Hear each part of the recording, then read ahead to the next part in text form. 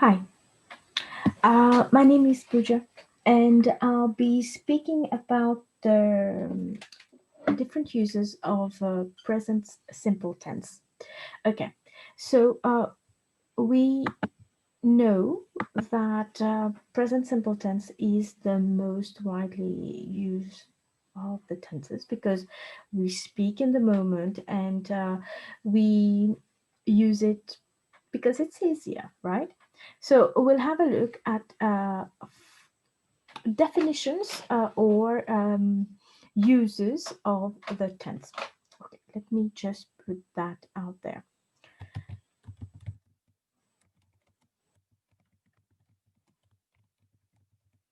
Right. So I'll be writing four different sentences and we'll try to come up with some definitions of those sentences. First one here is, for example, she leaves work at 5 and arrives home at 6 every day. Okay, easy sentence, but we have two verbs in there. Okay, another one is um, Liz. Oops, Liz plays in the school basketball team. Right. Third one, the sun sets in the west. Hmm. And the last one is the plane leaves from gate 51 at 12:45. Right.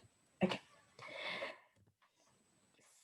Sentences that we come across almost every day.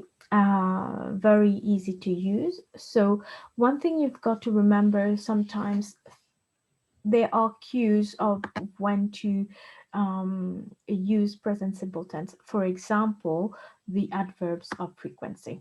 Okay, so these are easy cues when, or clues when you can know, okay, that's a good place here to use present simple tense.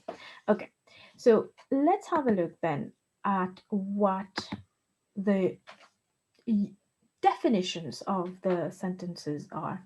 If I say she leaves work at 5 and arrives home at 6 every day, I am referring at a habitual action because it's repetitive and it happens very often. So it can be considered as a routine as well.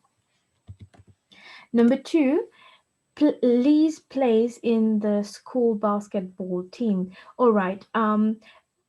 Some people might say, okay, because she's at school, okay, it might be a routine. So rather than just going into the details of the sentences, on the surface of it, I would just say it is a fact. A fact is a description about a person or something that just states the obvious. Number three, the sun sets in the west. Okay, so this is an information that everyone knows about the sun. If I look it up in a book, I'll find the information. If I look on the internet, I'll find that as well. Somebody living in the desert might know that too, and someone in America or in Africa or everywhere in the world, they would know that.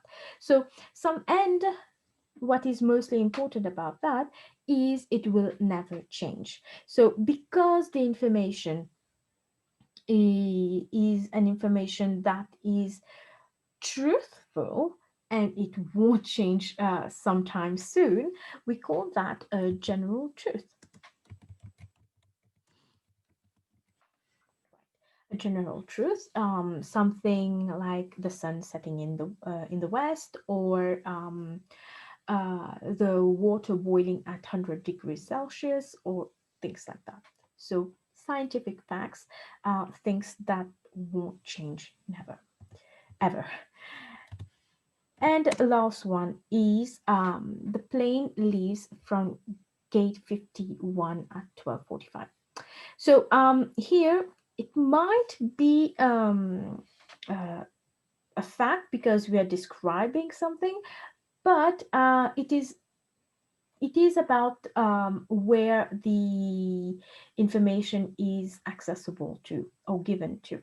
If I go on in the internet, that information would be readily available. Or if I go at the airport as well, on the concourse, on the screens, this is where I'll find that information. So how do I call that? I call that the schedule or the timetable. So whenever I'm referring to a timetable or schedule, I'll be writing in present simple tense. Right. So let's have a look at the formation now of the verb in the present simple tense. Present.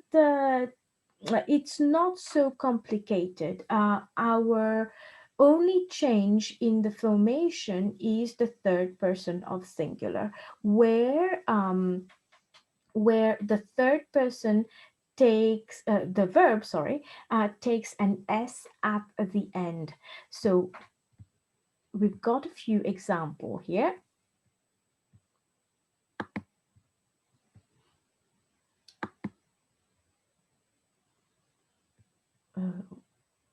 Sorry, here you go. So we have an s here because it's she. We have an S here as well because it is a third person. The sun as well refers at the third person, it, for example. So it will have, the verb will have an S at the end. Whereas if I'm using the first person as I, you, we, you and they, the verb does not really change. Okay. All right. So affirmative sentence, we have the subject, we have our verb, and the rest of the sentence. It might be a preposition or a noun or whatever that follows. Okay. In a negative sentence, what happens is we need some help to form the sentence. So usually what will happen, we'll have our subject at the beginning. We will need an auxiliary here. And in this case, because we're talking about present simple, our auxiliary would be to do. Obviously, because it's a negative, then not. And our verb. So what's interesting here is the conjugation is mainly done by the auxiliary and not by the verb. Example. So Liz plays in the basketball team, in the school basketball team. So Liz, my subject, because it is the third person here. So to do is conjugated in present simple. Does, not, and my verb is at the infinitive, the bare infinitive. So does not play and etc. in the school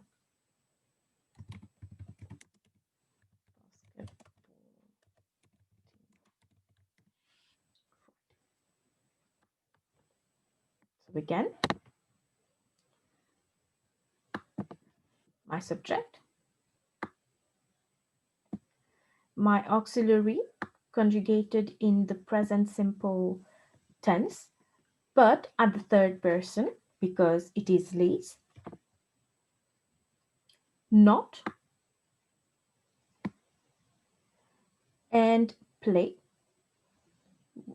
my verb, which does not really change. Yeah. Now, when we want to form a question, usually what happens is we invert the subject and our auxiliary. So because it is present simple tense again, we will need some help from an auxiliary, same one, to do, right? So our structure would be our auxiliary first, in this case, as we said, to do, plus our subject, as I mentioned before, it inverts with our auxiliary, and our verb. So same thing here. Our verb does not really conjugate. It is the auxiliary that conjugates and agrees with our subject. Okay, and then it follows with whatever is supposed to be in the sentence. And don't forget your question mark. Okay, so then an example, we'll take the same one here. So because it is the third person singular, we conjugate our auxiliary to that. So does, our subject is leaves, and then our verb is play. So I don't really conjugate this, so it would be play. And then I complete the question. Does Liz play in the school basketball team? Question mark. And that's it. Yeah. So what is really important here is our conjugation of the auxiliary, and to make sure that you're positioning well the auxiliary and the subject and the main verb in your sentences. Okay, so that will be that for today. I hope you enjoyed it, and I'll see you soon.